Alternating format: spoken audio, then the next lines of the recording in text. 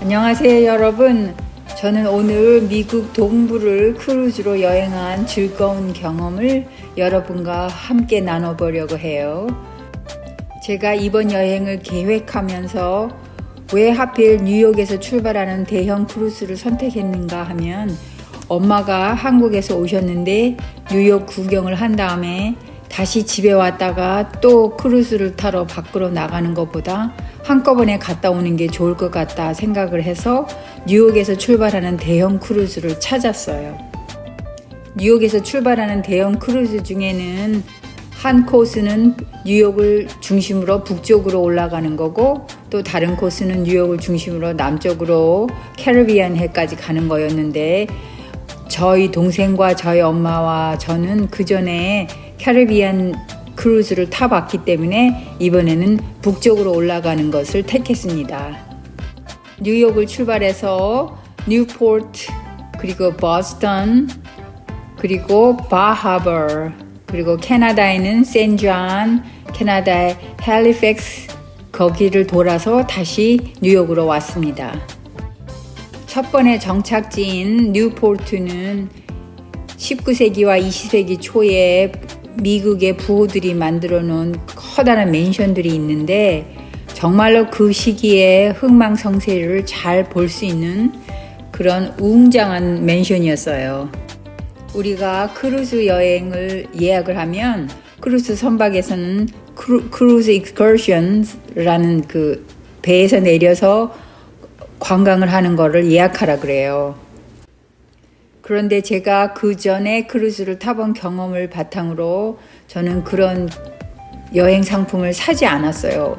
사지 않은 첫 번째 이유는 사실 엄마의 건강 상태가 어떤지 몰랐기 때문에, 한국에서 오실 때 과연 그런 크루즈 익스커션을 잘 엄마가 소화해내실 수 있을지, 그게 첫 번째 의문이었고, 그리고 저의 경험을 바탕으로 네 사람이 움직이는 경우에는 택시를 타고 가거나 우버를 타고 가면 관광 상품을 사는 것보다 값이 쌀 거라고 생각했어요.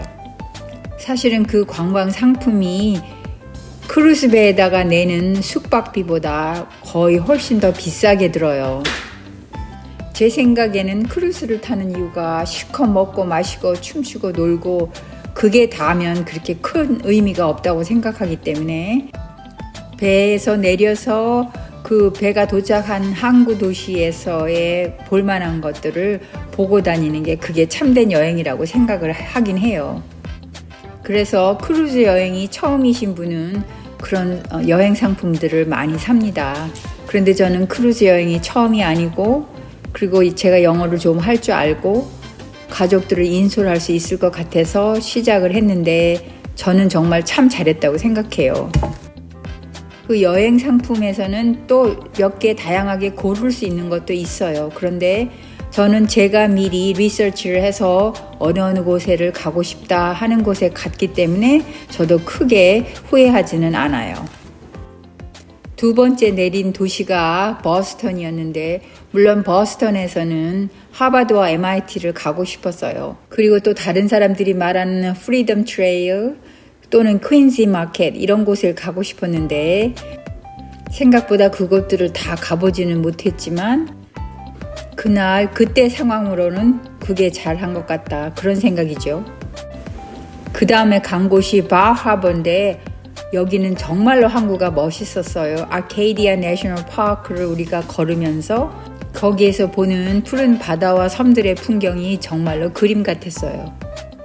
그런데 거기서 저희가 우버를 타고 어디를 나가려고 그랬는데 우버 택시가 안 오는 거예요. 결국 알게 된 것은 바하버에서는 다른 곳에 더 나가서 볼 게 없고 그냥 그 항구 근처에서만 보는 게 가장 좋은 거였더라고요. 그리고 저희가 바하버에 갔을 때만 해도 뉴욕과 날씨 차이가 굉장히 많이 나서 너무너무 추워가지고 당장에 엄마는 더 두툼한 옷을 그 바하버 근처에 상점들, 여행객을 위주로 하는 상점들이긴 하지만 그곳에서 좀 더 두툼한 옷을 사 입고 겹겹이 옷을 끼워 입고 그러고 다녔어요. 그래도 엄마는 그렇게 추운데도 저희와 함께 하는 여행이어서 그런지 무척 잘 따라다니셨고 무척 즐거워하셨어요. 바하버의 항만을 걸으면서 아름다운 경치를 구경할 때는 걷는 거리가 너무 멀어서 엄마는 공원 근처에 한 벤치에 앉아서 저희를 기다리셨고 저희는 여러 군데를 걸어 다니면서 구경하고 결국은 너무 춥고 경치는 아름답지만 너무 춥고 해서 다시 배로 돌아왔습니다. 그런데 이것이 엄마가 저희와 함께 배 밖으로 나간 것 중에 마지막이고 그 다음부터 캐나다에 갔는데 엄마는 배 밖으로 나올 수가 없었어요. 코비드 진단을 받으셔서 격리 조치를 당했거든요.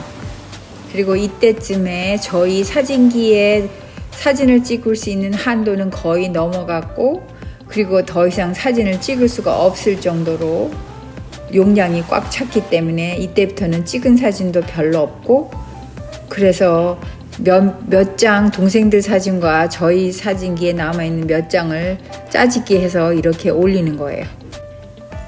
저희 마지막 정착지인 헬리팩스 그곳에는 타이타닉의 역사를 볼 수 있는 대서양 해양 박물관이 있다고 들었는데 사실은 엄마가 배에서 코비드 때문에 격리 조치를 당하고 계시기 때문에 먼 곳엔 가지 않고 그냥 부둣가에만 잠깐 돌다가 왔어요. 제가 이번 여행을 마무리하면서 크루즈 익스커전에 대해서 생각해 봤는데 앞전에 말씀드렸듯이 크루즈 여행이라는 게 그냥 실컷 먹고 마시고 춤추고 놀고 엔터테인먼트만이 중요한 게 아니고 배에 내려서 배가 도착하는 그 항구 도시의 역사와 풍경과 그 아름다움을 즐기는 게 또 하나의 여행의 즐거움이잖아요.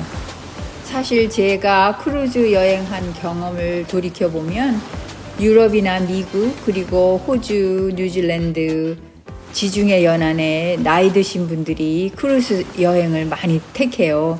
그 이유는 바깥에 나가서 구경을 하는 게 목적이 아니고 호텔 같은 집에서 먹을 것을 다 제공해 주면서 엔터테인먼트까지 또는 게임 같은 것들을 할 수가 있고 저녁에는 극장에 가서 구경도 할 수 있고 그런 노후를 편안하게 지내는 시설로 이용하죠. 노후에 크게 경제적으로 어려움이 없으신 분은 사실 크루즈 여행을 할 만해요. 게다가 크루즈 여행사에서 그 크루즈 배를 한번 타면 그 다음에 탈 때는 거의 반값에 탈 수가 있어요. 그러니까 적어도 배 밖에 나가서 여행을 하지 않는 한 크루즈 배 안에서만 지낸다면 우리가 상상하는 것보다 훨씬 싼 값에 크루즈 여행을 합니다. 저는 이번 여행을 마치면서 여러분과 함께 이렇게 공유할 수 있게 되어서 감사하고 또 다음 유튜브에서도 또 만나겠습니다. 감사합니다.